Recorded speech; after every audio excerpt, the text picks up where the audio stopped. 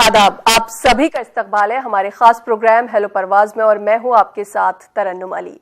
Monsoon कई जगह दस्तक दे चुका है और कई जगह दस्तक देने वाला है, लेकिन इस मौसम में इन्फेक्शन की वजह से कई बीमारियों का खतरा भी पैदा हो जाता है, जैसे मलेरिया और डेंगू। मुंबई में कई दिनों से भारी बारिश हो रही है, जिसके बाद वहां भी मलेरिया और डेंगू जैसी बीमारियों का खतरा बढ़ गया है।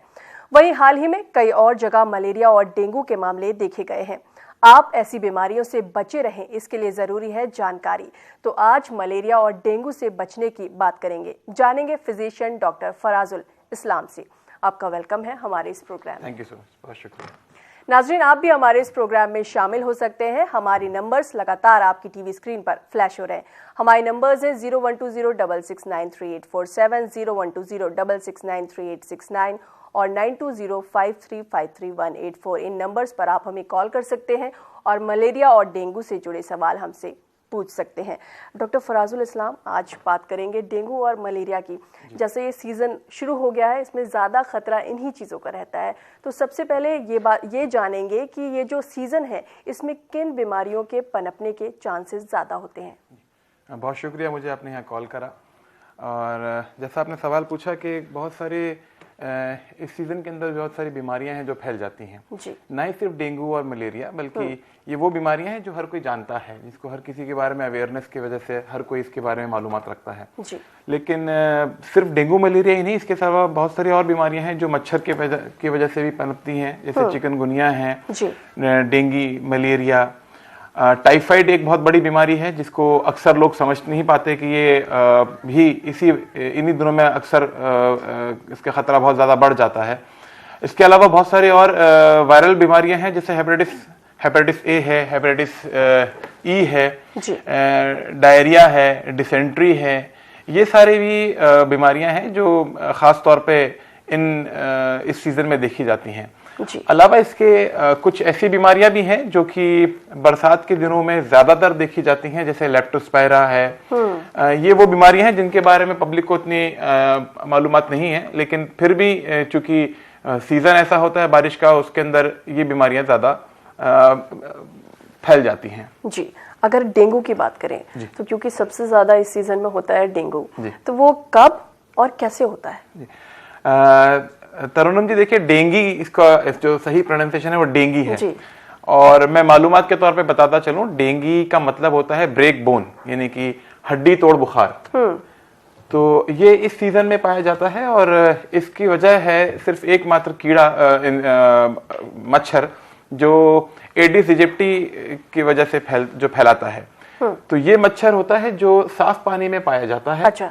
और ये मच्छर अक्सर जो है दिन के उजाले में काटता है।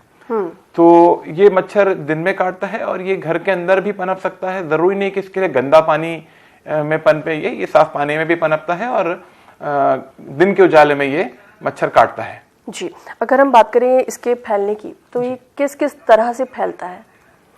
देखिए, मच्छर फैलने का तरीका सिर्फ यही है कि साफ पानी में ये पनपता है और जब ये एक इन्फेक्शन लेकर के किसी पेशेंट को काट लेता है और फिर उसके बाद उसके अंदर ये ट्रांसमिट हो जाता है और फिर उसके बाद से ये इसका जो वायरस उस पेशेंट के अंदर स्प्रेड कर जाता है।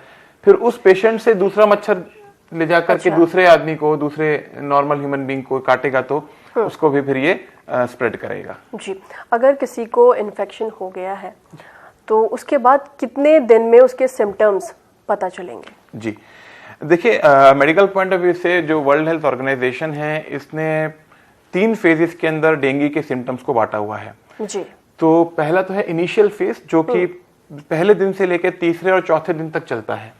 इसके अंदर पेशेंट को सिम्टम्स आने शुरू होते हैं। पहले दिन या दूसरे दिन पेशेंट को सिम्टम्स आने शुरू हो जाते हैं और उसके बाद फिर पेशेंट का चौथे दिन के बाद से पेशेंट के अंदर कुछ बायोकेमिकल, जिसे हम लोग कहते हैं, जो टेस्ट के जरिए पता चलता है, वो चेंजेस आते हैं, जिसमें प्लेटलेट्स फॉल होती हैं, पेशेंट के अंदर हेमाटोक्रिट फॉल होने लगता है, पेशेंट के सिम्टम्स को डिटेरियोरेशन हो जाता है, पेशेंट के सिम्टम्स और बिगड़ जाते हैं जी। और उसके बाद ये फेज जो चलता है, क्रिटिकल फेज, 4 से 6 दिन तक चलता है और 6ठे दिन के बाद फिर पेशेंट की रिकवरी स्टार्ट होती है।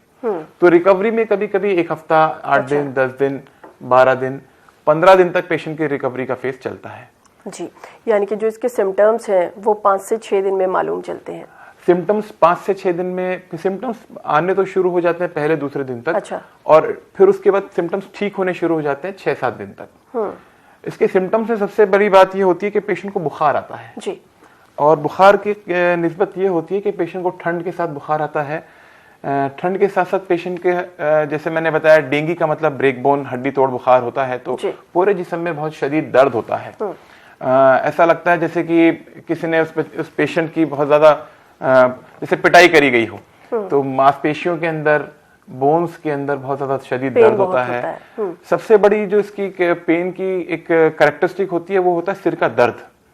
तो सिर का दर्द बहुत शदीद होता है डेंगू फीवर के अंदर। और रेट्रो ऑर्बिटल पेन जिसे हम लोग बोलते हैं, ये कहिए कि जो ये आंखों के पीछे का हिस्सा होता है इसमें बहुत शदीद दर्द होता है। तो ये खास किस्म का दर्द होता है अगर किसी को साथ में हो रेट्रो ऑर्बिटल पेन यानी कि आंखों के पीछे का दर्द और सिर का दर्द, साथ में बुखार हो, पूरे जिस्म में टूटन हो, शरीर के अंदर ऐसा हो जैसे कि कमजोरी आ गई बहुत शदीद, तो ये सारे सिम्टम्स जाते हैं फीवर में चिकनगुनिया के। जी। और चिकनगुनिया ठीक होने के बाद भी अगर हम बात करें कि पेशेंट का जो सिम्टम्स खत्म होने शुरू हो जाते हैं, लेकिन चिकनगुनिया का जो और डेंगू का जो दर्द रहता है वो बाज़ औक़ात लंबे वक्त तक चलता है। जी, जैसे आपने इसके सिम्टम्स बताए, तो क्या हर मरीज में सिम्टम्स एक ही तरह के होते हैं या फिर कुछ मरीज में अलग भी हो सकते हैं? जैसे बुखार की ही बात करें, आपने बताया कि बुखार ऐसा होता है कि हड्डियों में दर्द होने लगता है, हड्डी तोड़ एक तरह से बुखार होता है। तो जो नॉर्मल फीवर है और जो इसका फीवर है, उन दोनों में क्या डिफरेंस है? मतलब एक ही तरह के सिम्टम्स है? देखिए, सिम्टम्स तो लगभग सब में एक ही तरह के मिलते हैं, चाहे बड़ा हो चाहे छोटा हो, चाहे किसी का मतलब जेंट्स हो या लेडीज हो, मेल हो या फीमेल हो, इसमें कोई वैसा कोई फर्क नहीं है। यूजुअली ये देखा गया है कि सिम्टम्स के अंदर कॉमनली जो देखा गया है वो हाई ग्रेड फीवर होता है। जी। तो चिकनगुनिया डेंगू के फीवर के अंदर, डेंगू के फीवर के अंदर जो है बहुत तेज बुखार होता है, और जो दीगर वायरसेस के जो बुखार होते हैं उसके अंदर उतना शदीद बुखार नहीं होता, मतलब बहुत हाई ग्रेड फीवर उसके अंदर नहीं जाता।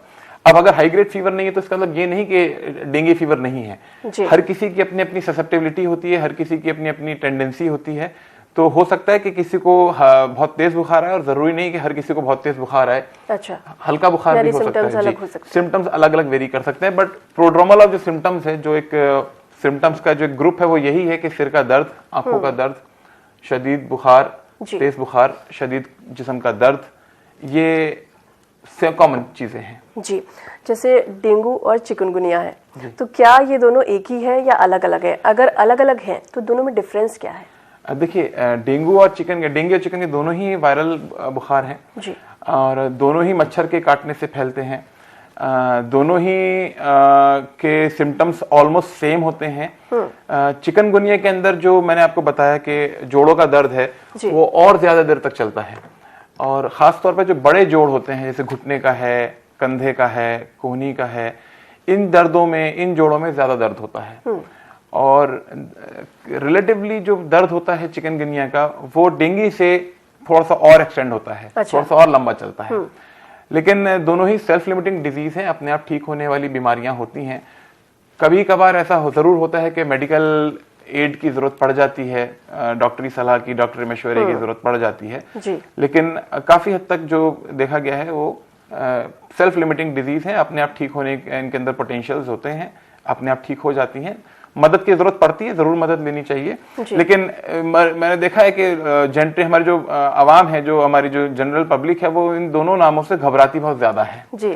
तो उसकी वजह से फिर पेशेंट जो है बीमारी से कम और अपने मिथ्स की वजह से ज्यादा घबराहट में पड़ जाता है जी। जैसे आपने अभी बताया कि ये जो दोनों ही बीमारी है ये अपने आप ठीक होने वाली बीमारी है, तो कहीं ना कहीं इसी बात का फायदा जो है मरीज उठा लेते हैं और वो अपना इलाज खुद करने लगते हैं। कुछ गिनी चुनी दवाइयां हैं, मार्केट में जाते हैं, खरीदते हैं और खा लेते हैं। तो ये कितना सही है, और क्या इस तरह की दवाइयां बिना डॉक्टरी सलाह के लेना सही है? नहीं, बिल्कुल नहीं। इसके ऊपर तो बल्कि एक रिसर्च भी पब्लिश हुई है, हमारे इंडियन डॉक्टर्स ने एक स्टडी भी करी है जिसके अंदर ये पाया गया है कि किसी भी, नहीं सिर्फ मैं जनरल बात कर रहा हूँ डेंगू या मलेरिया या चिकनगुनिया की, इनके अलावा कोई भी मरीज अगर अपने आप किसी भी किस्म की दवा खाता है तो उसके अंदर ये देखा गया कि पेशेंट के लिवर फेलियर, किडनी फेलियर के चांसेस बहुत ज्यादा बढ़ गए हैं। और जो इन बीमारियों में जरूरत पड़ती है वो हमको पेन किलर्स की, या जो अक्सर तौर पे देखा गया एसिटामिनोफेन या पैरासिटामोल, या आम तौर पे हम लोग क्रोसिन कहते हैं, इसका इस्तेमाल करा जाता है। बहुत सारे पेशेंट्स मेरे पास भी ऐसे आते हैं जो कहते हैं कि हमने केमिस्ट से दवा लेके खा ली। जी बिल्कुल। तो इन खास तौर पे क्रोसिन या पैरासिटामोल जो है वो सबसे ज्यादा जो प्रॉब्लम क्रिएट करती है वो लिवर में क्रिएट करती है। तो अगर हमने किसी पेशेंट को बहुत ज्यादा क्रोसिन पैरासिटामोल खिला दिया तो लिवर पे इफेक्ट आने के बहुत ज्यादा चांसेस होते हैं। इसके अलावा बहुत सारी हमारे पास दीगर पेन किलर्स होती हैं जिसको हम लोग यूज करते हैं, लेकिन वो पेशेंट की कंडीशन को देख के यूज करा जाता है। अगर पेशेंट अपने आप से खाने लगे तो ना उसको डोज की मालूमात होती है और ना ही उसको फ्रीक्वेंसी की मालूमात होती है, तो इससे फायदे की बजाय नुकसान ज्यादा होगा। जी। तो कोशिश ये करें, बल्कि कोशिश नहीं कि अवॉइड ही करना चाहिए कि हम लोग अपने आप से कोई ओवर द काउंटर ड्रग लेके ना खाएं। देखिए, दो चीजें का समझना जरूरी है। एक तो मलेरिया, डेंगू और चिकनगुनिया के अंदर अगर पेशेंट कॉम्प्लिकेशन में पड़ता है, किसी भी किस्म की कॉम्प्लिकेशन होती है, तो उसको उस पेशेंट की किडनी और लिवर और हार्ट पे इफेक्ट आता है। तो एक तो बीमारी अपने आप से किडनी, लिवर, हार्ट को मुतासर कर रही है। दूसरा, इनको ट्रीट करने के लिए ओवर द काउंटर ड्रग्स अगर खाते हैं तो वो भी लिवर, किडनी को ही नुकसान पहुंचाते हैं। तो एड ऑन इफेक्ट हो जाता है कि एक तो मलेरिया, डेंगू ही किडनी और लिवर को नुकसान पहुंचा रहे हैं, दूसरा जो दवाइयां खाई जा रही हैं ओवर द काउंटर लेकर के वो भी किडनी और लिवर को नुकसान पहुंचा रही हैं। तो एड ऑन इफेक्ट किडनी और लिवर को भुगतना पड़ता है। तो कोशिश ये करें कि इस चीजों की से गुरेज करें कि अपने आप से ओवर द काउंटर ड्रग्स लेकर के ना खाई जाए। जी। इस बीमारी से जुड़े हुए कई सारे मिथ भी हैं। इसमें बहुत सारे लोग घरेलू इलाज है उसको प्रेफरेंस देते हैं, तो वो कितना सही है या किस हद तक वो सही है इस बीमारी को ठीक कर पाते हैं? आपने इसको कॉमन टर्म में छुपा लिया, मैं उसका जिक्र करता हूँ। जो कि पेशेंट्स आकर के हर रोज पूछते हैं कि मलेरिया और डेंगू के अंदर खास तौर पे कि प्लेटलेट्स अगर फॉल हो जाती हैं तो जी बकरी का दूध और पपीते का छिलका या पपीते का छाल, गिलोय का रस। देखिए, इसमें साइंटिफिक स्टडीज के हिसाब से इसमें कोई बेनिफिट नहीं पाया गया है। अच्छा। गिलोय का रस या दूध, वैसे भी डेंगू के अंदर लिक्विड्स प्रेफर करा जाता है कि डॉक्टर एडवाइस करता है कि आप खूब सारे लिक्विड्स किसी भी शक्ल में लीजिए, चाहे दूध हो, चाहे जूस हो, चाहे फ्रूट्स हो। और मगर इससे प्लेटलेट्स के बढ़ने का कोई सरोकार मिला नहीं है। कोई ऐसी स्टडी के अंदर ऐसा हमें नहीं पाया गया कि दूध, बकरी का दूध या पपीते के पत्ते या पपीते की छाल खाने से कुछ प्लेटलेट्स बढ़ी हैं। कहीं ना कहीं देखिए, इसको एक मिथ को ऐसे भी जोड़ा जाता है कि चौथे 5वें दिन तक प्लेटलेट्स बढ़ना शुरू हो जाते हैं जी।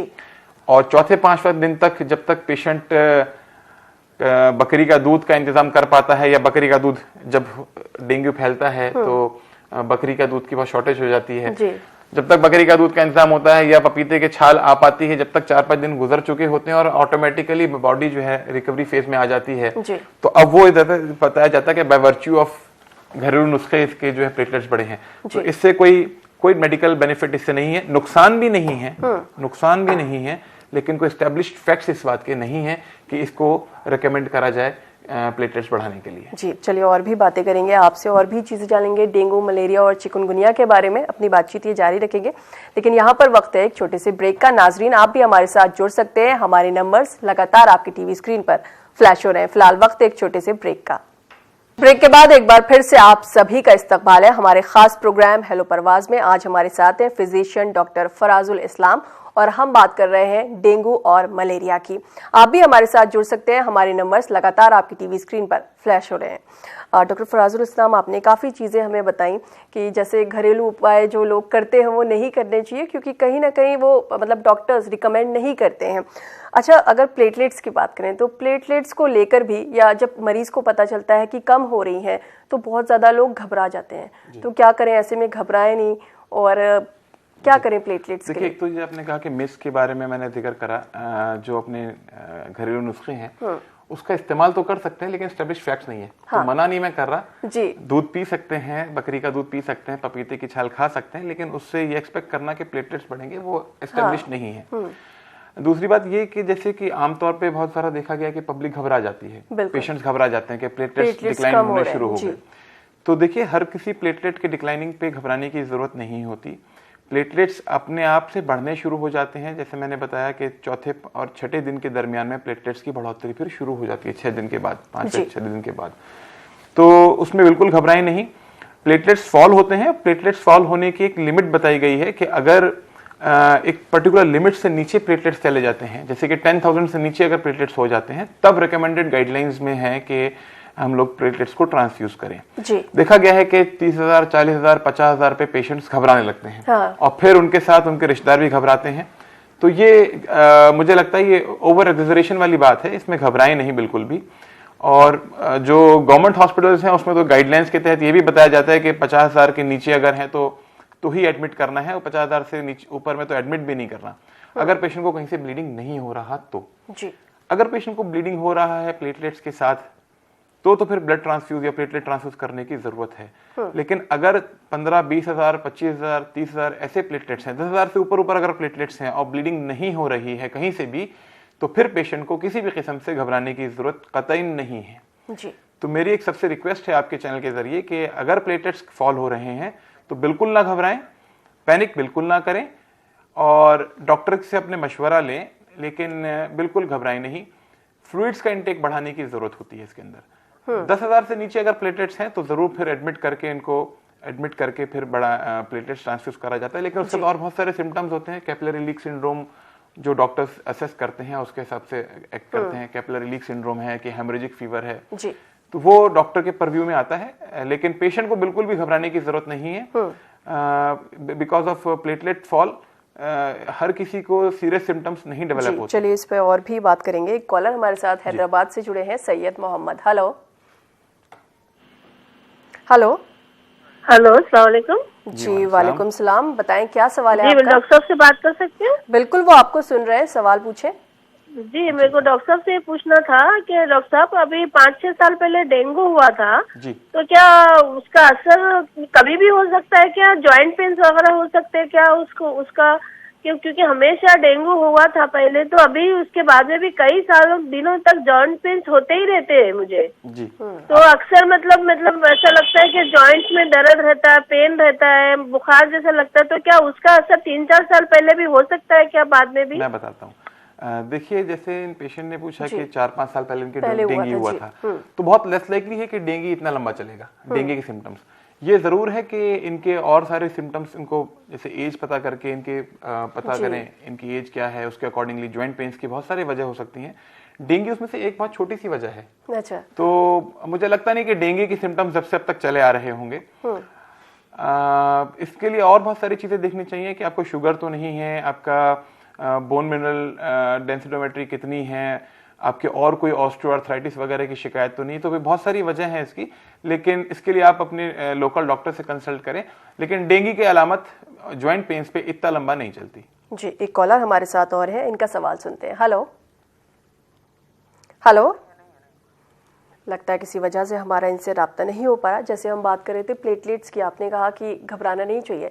अगर किसी की प्लेटलेट्स कम हो रही हैं, मरीज घबरा ज्यादा रहा है, तो क्या उस घबराने की वजह से कुछ और खतरा हो सकता है, या प्लेटलेट्स जो हैं वो और उनका काउंट कम हो सकता है? नहीं, प्लेटलेट का काउंट तो ऑटोमेटिक वायरस की वजह से ही कम होगा जी। नॉट बिकॉज़ ऑफ घबराहट। घबराने की वजह से क्या होगा? घबराने की वजह से बहुत सारी परेशानियां जो आजकल आप टीवी पे देख रहे हैं, जिसकी वजह से डॉक्टर्स परेशान हैं हॉस्पिटल्स के अंदर कि पेशेंट घबरा रहे हैं और पेशेंट के अटेंडेंट्स घबरा रहे हैं, तो फिर डॉक्टर्स के ऊपर अग्रेसिव हो जाते हैं। तो ये सब चीजें अक्सर देखने को मिलती हैं, और खासतौर पर ये देखा गया है कि ब्लड नहीं मिल रहा क्योंकि ब्लड की शॉर्टेज हो जाती है, तो फिर डॉक्टर्स के ऊपर सवाल उठ जाता है। पेशेंट की बॉडी पे तो कोई इफेक्ट ऐसे नहीं आने वाला, लेकिन ये कि हाँ इससे पैनिक हो जाते हैं, और पैनिक सिचुएशन में पेशेंट को मतलब कंफर्टेबल नहीं रहता, तो इसलिए कोई फायदा नहीं है पैनिक होने से। अल्टीमेटली बॉडी का और वायरस का अपने मैकेनिज्म है, बॉडी उसको कवर अप कर लेती है 5 से 6 दिन में, जो अगर इलाज कर लें तो बेहतर होता है।